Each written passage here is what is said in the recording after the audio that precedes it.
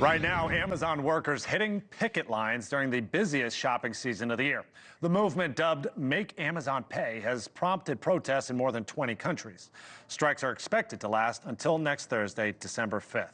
Let's take a look at some of the demands from these striking Amazon workers. First and foremost, honor workers' rights to unionize, to improve environmental sustainability, and also, of course, raise wages for warehouse and delivery workers. Taking a look at the response from Amazon itself, a statement that was delivered to NewsNation, quote, "This group is being intentionally misleading and continues to promote a false narrative." That from an Amazon spokesperson. Here's a map. We know how much we love to show off maps, where Amazon workers are striking across the country, first and foremost on the West Coast in California. And then you're seeing a large portion of this Rust Belt: Michigan, New York, Illinois, and then further down south, Kentucky and Georgia. And finally, millions shopping for holiday deals on Amazon. 'Tis the season, right? The National Retail Federation predicts more than 183 million Americans will shop between Thanksgiving Day and Cyber Monday.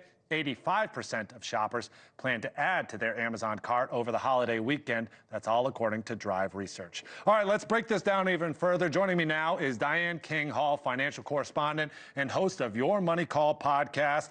We are hearing about all these strikes that are happening, but the big question for our viewers, to the people out there that are shopping and buying, how it will actually impact them. What insight do you have on that? Well, in terms of how it could potentially impact consumers, is consumers could potentially see some delays in terms of their orders.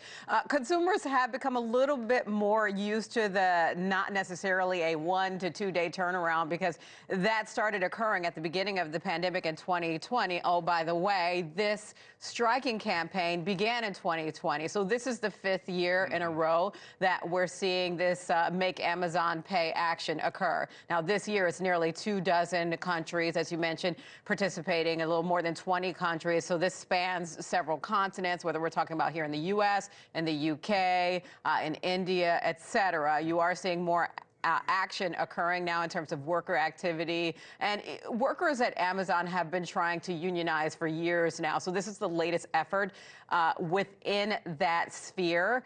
In terms of the efforts there, they now have around 80 advocacy groups and unions participating in terms of the organizing around it. And as you mentioned, they're calling for both better pay and better working conditions, among other calls. Yeah, look, up there on the big board, I showed the national picture, but then just a second ago while you were speaking, we showed the global picture. Yeah. The truth of the matter is it has global roots. That's right. But to your point, this is the 5th year running. So is it really making that big of a deal on Amazon's bottom line or not? I mean, it's got global effect here. It doesn't appear that way, especially when you look at, for instance, share price impact, because, of course, this worker activity kicked off on Friday. Shares of Amazon rose 1% on Friday. So it didn't have a big impact there in terms of, you know, the actual financial impact there. Now, could it potentially have further impact? We'll see, because keep in mind, Friday was a shortened trading session. Monday is a full day of trading after the holiday weekend.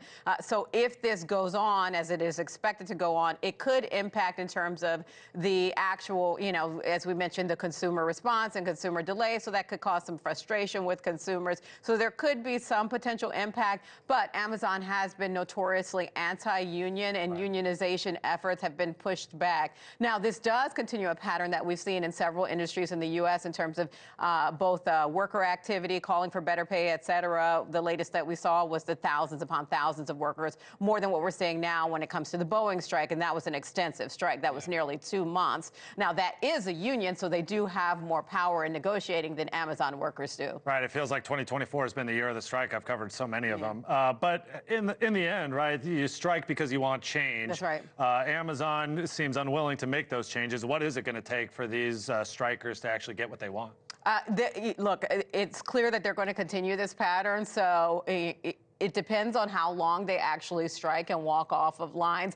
Workers don't have as much power as they did a couple years ago during the pandemic. Workers had more power. The ball was in the court of workers in terms of negotiating pay, et cetera. So there's not as much power they have. But the longer that they continue, you know, the longer that creates some tension between workers and the company. Now, of course, you mentioned what the company's response is, which the company has said that they, you know, Amazon has a good working environment. They've created created more than 1 million jobs, et cetera, et cetera. So they have pushed back on this narrative, and they say that the workers are pushing a false narrative around what the working conditions are. But you can see that there will continue to be this push-pull between workers, especially when you think about the, warehouse workers, et cetera, between Amazon and the rank-and-file employees.